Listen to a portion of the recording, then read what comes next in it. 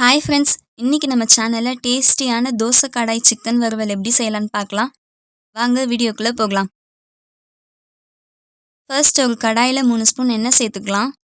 எண்ணெய் சூடான உடனே 6 கிராம்பு, ஒரு பட்டை, ஒரு ஸ்பூன் சீரகம், ஒரு ஸ்பூன் சோம்பு இது எல்லாத்தையும் சேர்த்துக்கலாம். இதெல்லாம் நல்லா வறுபட்டு வந்தோடனே இப்போ நம்ம கட் பண்ணி வச்சிருக்க 2 மீடியம் சைஸ் வெங்காயத்தை சேர்த்துட்டு நம்ம நல்லா வதக்கிக்கலாம். வெங்காயம் நல்லா வதக்குனா தான் சிக்கன் டேஸ்ட் நல்லா இருக்கும். அதனால முடிஞ்ச அளவுக்கு நம்ம வெங்காயத்தை நல்லாவே வதக்கிக்கலாம். பாருங்க, வெங்காயம் கொஞ்சம் கொஞ்சமா நல்லா வதங்க ஆரம்பிச்சிருக்கு. வெங்காயம் நல்லா வதங்கிடுச்சு.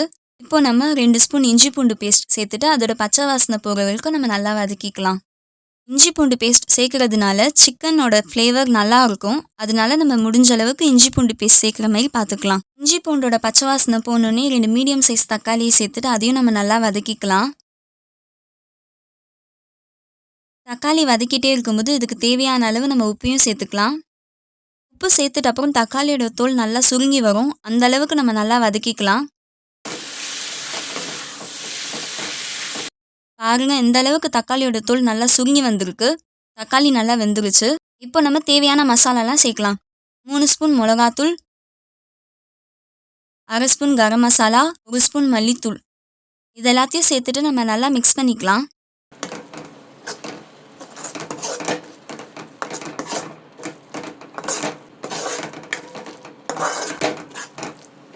மசாலா அடிப்பிடிக்காமல் இருக்கிறதுக்காக கொஞ்சம் தண்ணி சேர்த்துக்கலாம். தண்ணி சேர்த்துட்டு நம்ம நல்லா மிக்ஸ் பண்ணிக்கலாம். இப்போ இதில் 1 ஸ்பூன் மஞ்சள் தூளை சேர்த்துக்கலாம்.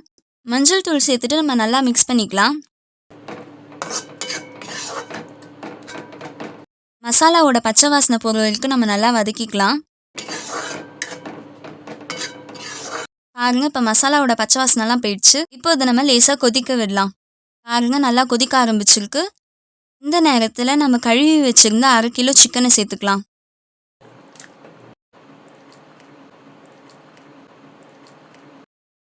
சிக்கன் சேர்த்துட்டு மசாலா எல்லாம் நல்லா சிக்கனில் பரவுற மாதிரி நம்ம நல்லா மிக்ஸ் பண்ணிக்கலாம்.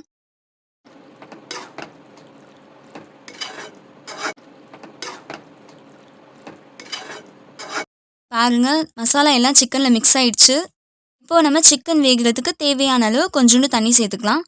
தண்ணி சேர்த்துட்டு நம்ம நல்லா மிக்ஸ் பண்ணிக்கலாம். தண்ணி ரொம்ப அதிகமாக சேர்க்க வேணாம், ஏன்னா சிக்கன்லேருந்து அதுவே தண்ணி விடும். அதனால நம்ம அதுக்கேற்ற மாதிரி பார்த்து தண்ணி ஊற்றிக்கலாம். பாருங்க, இப்போ நல்லா மிக்ஸ் பண்ணியாச்சு. இப்போ இதை நம்ம லிட் போட்டு மூடி வச்சுட்டு ஒரு 20 நிமிஷம் கழிச்சு நம்ம திறந்து பார்க்கலாம். இடையில அப்பப்போ திறந்து நம்ம மிக்ஸ் பண்ணி விடலாம், இல்லாட்டி சிக்கன் அடி பிடிச்சிடும். வாங்க, இப்போ 20 நிமிஷம் ஆயிடுச்சு. இப்போ நம்ம சிக்கன் வெந்துருச்சான்னு பார்க்கலாம். திறக்கும் போதே வாசனையாக இருக்குது. பாருங்க, எண்ணெய்லாம் தனியாக பிரிஞ்சு வந்து சிக்கன் சூப்பராக வெந்திருக்கு. சிக்கன் இந்த அளவுக்கு நல்லா வெந்து வரணும்.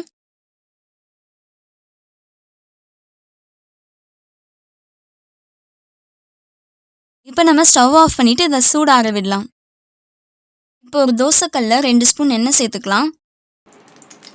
எண்ணெய் நல்லா சூடான உடனே ஒரு வெங்காயத்தை கட் பண்ணி சேர்த்துக்கலாம். வெங்காயம் சேர்த்துட்டு நம்ம ஓரளவுக்கு வதக்கிக்கலாம். பார்த்து வதக்குங்க, ஏன்னா தோசைக்கல்லேருந்து வெளியே போயிடும்.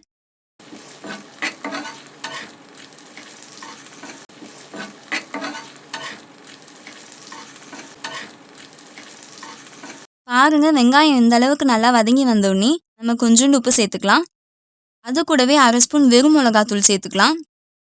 மிளகாத்தூள் சேர்த்துட்டு அதோட பச்சை வாசனை பொருளுக்கு நம்ம நல்லா வதக்கிக்கலாம்.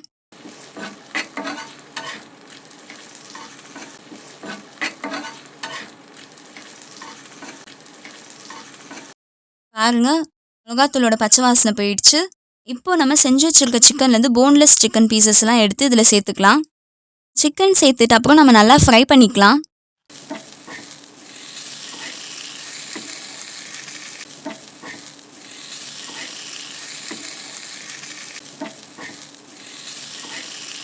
இப்போ நம்ம இதுக்கு 1 ஸ்பூன் மிளகுத்தூள் சேர்த்துக்கலாம். மிளகுத்தூள் சேர்த்துட்டு அப்புறம் சிக்கன் ஒரு 3லேருந்து 4 நிமிஷம் வரைக்கும் நம்ம நல்லா ஃப்ரை பண்ணிக்கலாம்.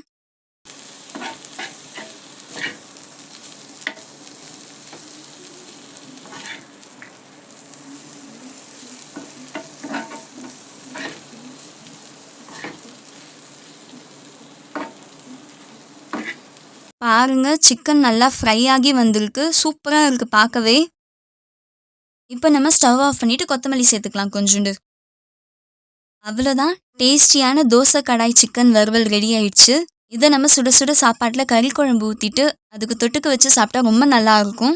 கறி குழம்புக்கு மட்டும் இல்லை, ரசம் சாதத்துக்கும் தயிர் சாதத்துக்கும் கூட ரொம்ப நல்லா இருக்கும். செஞ்சு பார்த்துட்டு எப்படி இருந்துச்சுன்னு சொல்லுங்கள். வீடியோ பார்த்ததுக்கு தேங்க்ஸ். லைக் பண்ணுங்கள், சப்ஸ்கிரைப் பண்ணுங்கள்.